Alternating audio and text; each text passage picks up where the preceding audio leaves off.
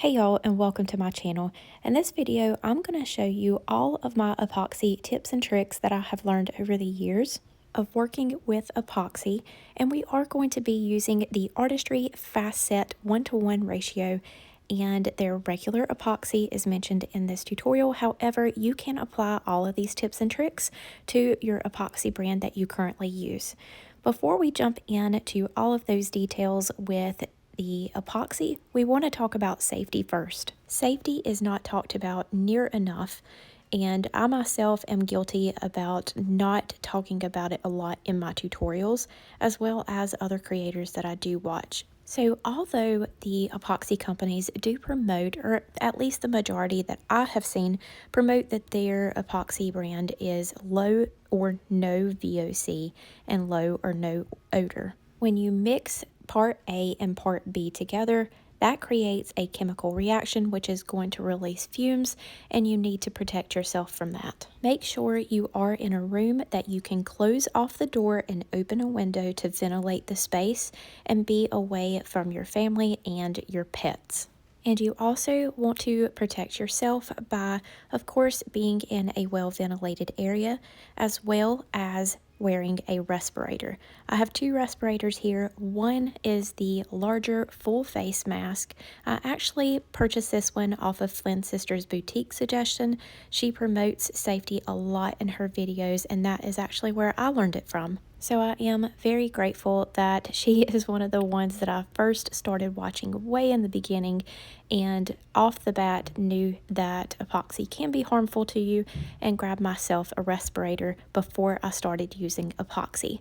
Now this one I absolutely love and it is incredible quality. However, I do wear eyeglasses, so sometimes it is difficult to get this on and off. So I do have another mask. This is a medium size 3M.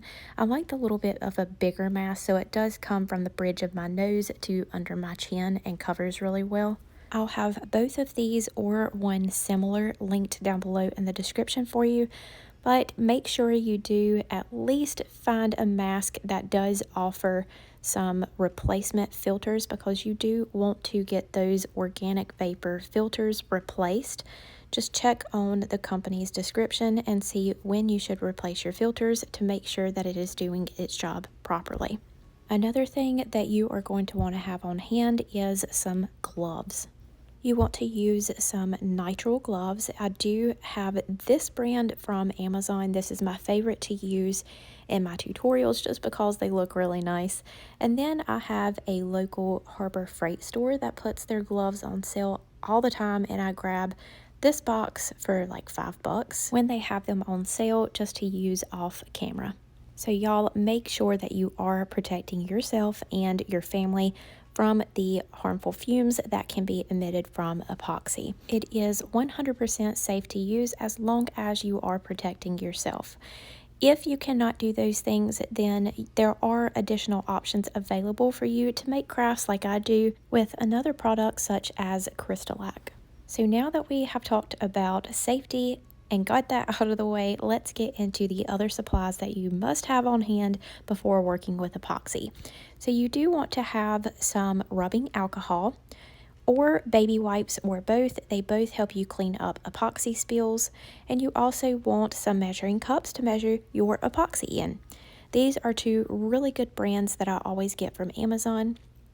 Some of the little cups, the medicine cups, can be fragile. They can melt under any sort of heat, and this is by far my favorite ones that I have got, so definitely check that link below if you need some of these. And you have to mix your epoxy up somehow, so you want to have some stir sticks on hand. Popsicle sticks are porous. They're made of wood, so these can cause more microbubbles if you want to mix your epoxy really slow and minimize the amount of microbubbles you have. The thin ones I usually use to mix in micas or paints into my epoxy, and the thicker ones I use to mix my epoxy. My absolute favorite stir sticks are the ones from Artistry Epoxy that are plastic, so it really helps minimize the amount of microbubbles that you get while mixing. I just need to order myself some more, so I didn't have any on hand for this video. Another thing you want to have is a thermometer with a humidity gauge on there. You want to make sure that, especially when you are using a fast set epoxy that is more sensitive to your environment, you want to keep your temperatures anywhere between 70 and 80 degrees and less than 40% humidity.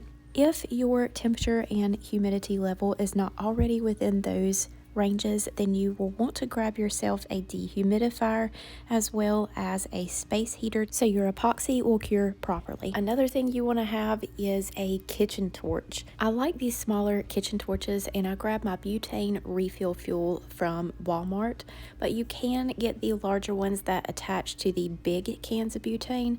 I would just personally burn my house down with that, so I'm not going to suggest that for y'all. And you want to have yourself a heat gun. Now, if you make really large resin items, then I would suggest getting a higher power one than this. I did have a larger one myself, but for just making tumblers, this small 300-watt one was perfect. The larger, more powerful one just actually melted down my mixing cups, so I tossed it and got this smaller one, and it has been great. This one is from Hobby Lobby in their craft section, but I will have one very similar linked down below for y'all. And then a couple of things that are not necessarily must-haves, but I do like having them on hand for myself, is this extra large silicone mat that I have down in the background. I also have one under my turner. You can grab them from Amazon, and then most of your craft companies that you get your supplies from also have awesome silicone mats on their website that are a little bit smaller for smaller areas, such as under your epoxy bottles or under the project that you're working on.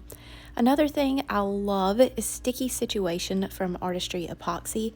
This is a hand scrub that keeps your hands feeling nice and smooth even after a long day of using all of these products that tend to leave your hands cracking and dry. I also use it to clean off the top of my epoxy bottles for any spills.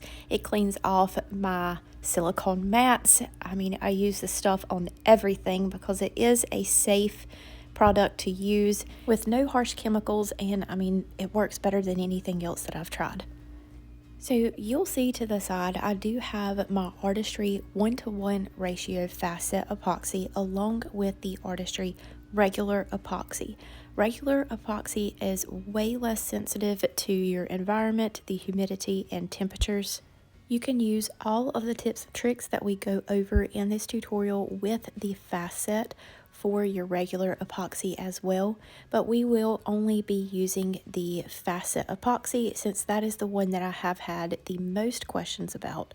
And the first thing that we're going to do, a little bit out of order because I was only planning on doing a raw glitter coverage and mixing and application for y'all, but I did decide to add in a final coat as well as glitter application. And I'm sure I'll have someone ask, so the glitter that is on this tumbler is Beast from PDB Creative Studio. I have coated this tumbler in that one single glitter, allowed that to dry completely, and then I seal in my glitter with a layer of either Rust-Oleum matte clear coat or the clear sealer from Color Shot.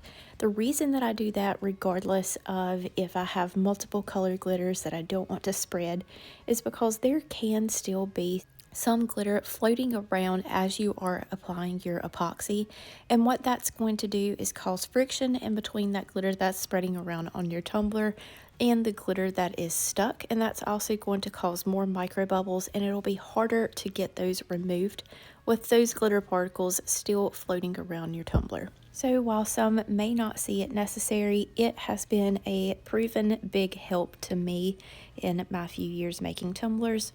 And now I have heard a lot of people say, regardless of what layer you're doing, use the same amount of epoxy as the ounces of your tumbler. This theory most certainly does not work for me on any other layers than raw glitter coverage. So we are using a 24-ounce plump from the Steel Magnolia, and I am going to mix 25 milliliters of epoxy. I'm going to take my part A and put 12.5 milliliters in the right cup, part B and put 12.5 milliliters in the left cup. Now part A, with any epoxy, especially this one since it is a thick viscosity, is going to be thicker than B. So whenever you are pouring your part A, pour it just a little bit below the mark that you want it to go to.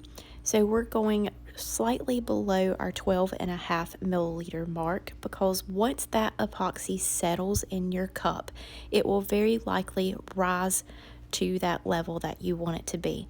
This is one of the biggest things that causes a off ratio in your epoxy, and if your ratio is off, it can cause your epoxy not to cure properly and it will be tacky. So always pour your part A first, allow that to settle in the cup before pouring part B so that you can make sure it's the exact measurement that you want, and then proceed with putting your part B in the second cup at the same measurement. Now, if your room temperature is around the 80-degree mark, then you're definitely going to be okay with just leaving your epoxy as is and mixing those together. However, since our space is only around 73 degrees, I'm going to use my heat gun and heat up my part A. The reason that we do only part A instead of both A and B is because A is the one that is thicker, and heating it up will cause it to be a thinner viscosity and allow your mixing process to be a little bit smoother than if you were to mix them at room temperature. If you do have a temperature gauge, you can check this, and after it is about 80 degrees, mix these two together. I don't have one, I just know that once it does thin up a little bit, I can comfortably mix these together. Do not forget to put on your respirator before you mix your epoxy part A and part B together. Now, I'm going to forewarn you, I am a fast mixer. This epoxy is not going to be crystal clear once I finish mixing it. I have tried and tried over and over again to mix my epoxy slow so I get that real crystal clear result in the end, and it just does not happen for me. Artistry Epoxy does have a YouTube channel, and they do have a full tutorial on how to mix their epoxies as well. So if you are a slow mixer, first of all, you are a very patient person, and secondly, that tutorial might be a little bit more helpful for you. However, if you are impatient and a fast mixer like me, then I'm going to show you how to use your torch to remove any of those microbubbles that we're going to create while mixing this quickly. Now, if you do watch their video, there are going to be some inconsistencies between their tutorial and mine, because everyone is different and everyone has a different way that works for them to use their epoxy. For me, it doesn't matter if I pour A into B or B into A. I just start by pouring one into the other. I mix for a couple of minutes. I'm going to pour it back into the other cup, scraping all the excess off the sides that I possibly can. And then after we mix this one, we're going to go back to that original cup. This may seem excessive, however, it is a great way to ensure that you get exact measurements of part A and part B in your mixture and no residue on the sides of your cups, so that when you are pouring this onto your tumbler, you have absolutely no worries of an inconsistent mixture anywhere in your measuring cup. And each time that you pour into the other cup, if you mix for about a minute each time, then you can be assured that it is going to be mixed properly, because you'll end up with about 3 minutes total in mix time. Now, as I mentioned, fast set epoxies can be more sensitive to the environment that you are using them in. So as long as you have your temperature and your humidity in between the 70 and 80 degree mark and your 40% or lower humidity, your epoxy should cure properly and not be tacky once it has passed its cure window. Most epoxy companies will have that information available on their website or even on the bottles where you see your directions. So definitely check to make sure that your humidity and your temperature ranges are within the suggestions from the epoxy company or brand that you are using.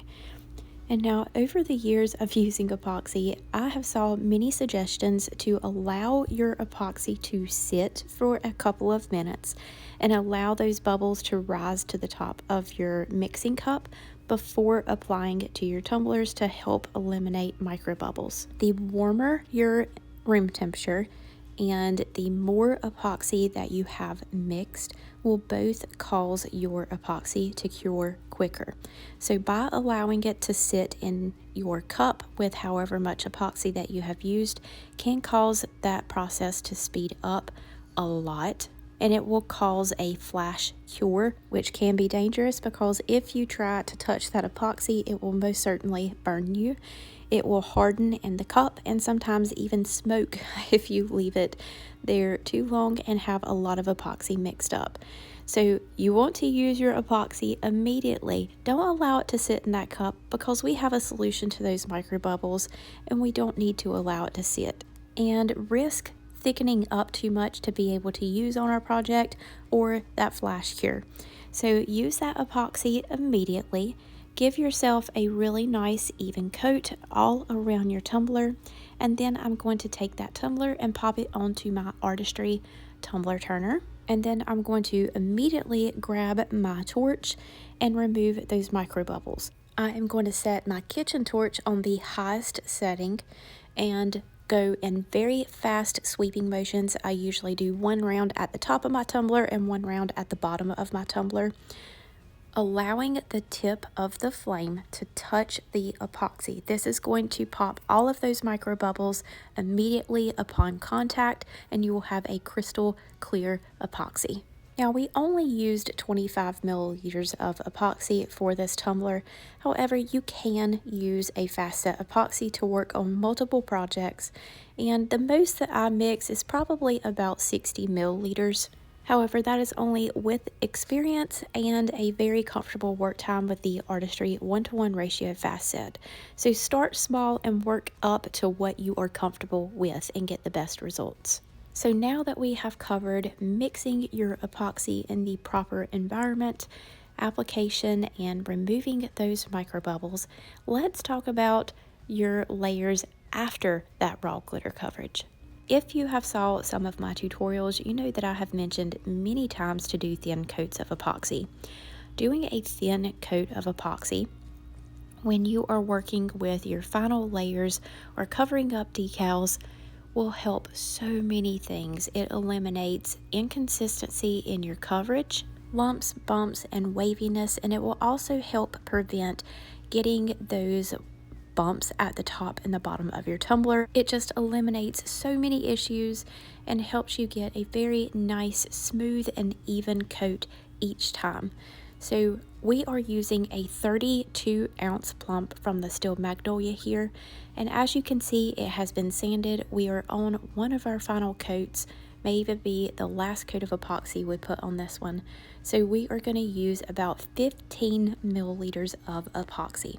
A good rule of thumb is to do half milliliters of epoxy of the ounces of the tumbler. So this is a 32 ounce, we're just going to say 30 ounce. We would use 15 milliliters of epoxy. Once you have that really nice and even coverage, then pop that on your turner torch just as we did over the glitter coverage, and that tumbler will be good to go. Now let's jump into glitter application.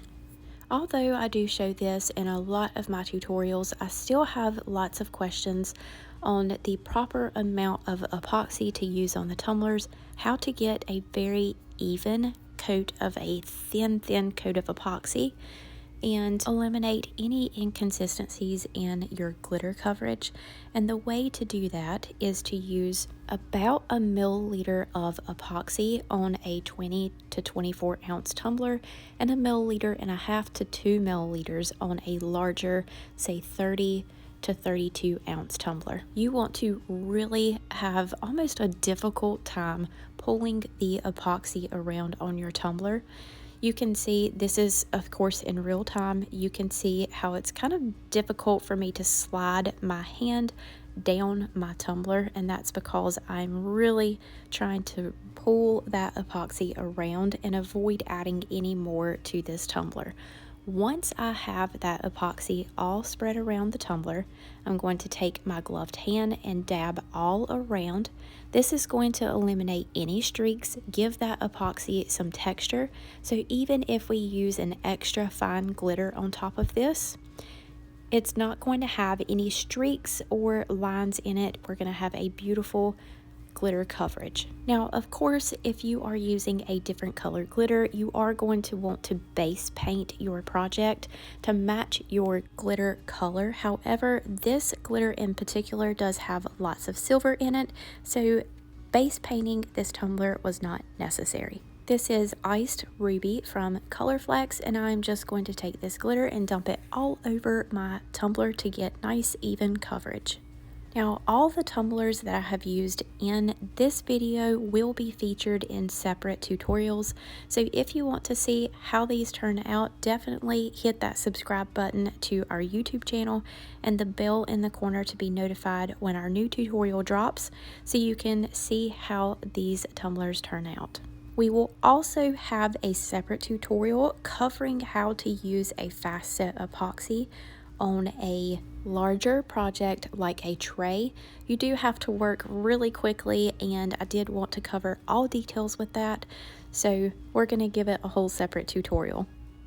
Now, once I have my tumbler completely covered in glitter, I'm going to shake off that excess or knock it off by tapping the top of the rim with a pair of scissors or something, and then I'm going to roll this tumbler in either a piece of parchment paper or a sheet of printer paper, just very carefully, and then I'm going to rub that paper as I'm spinning the tumbler so I can flatten out that glitter underneath. And this is going to not only really attach that glitter to our epoxy underneath, but it's going to flatten that glitter out so it minimizes the amount of epoxy that we have to use to cover this glitter.